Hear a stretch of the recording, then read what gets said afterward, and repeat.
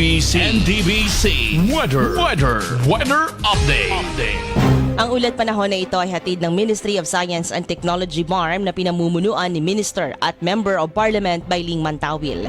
Tatlong weather systems ang magpapaulan ngayon sa malaking bahagi ng bansa.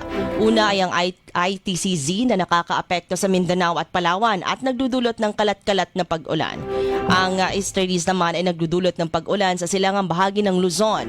Ang shear line magdudulot ng mahinang pag-ulan sa extreme northern Luzon. Sa Mindanao, maulap ang himpapawid at posible ang biglaan pero matagalang pag-ulan sa silangang bahagi ng Mindanao, kabilang ang Soc-Sargen, Davao at Caraga regions.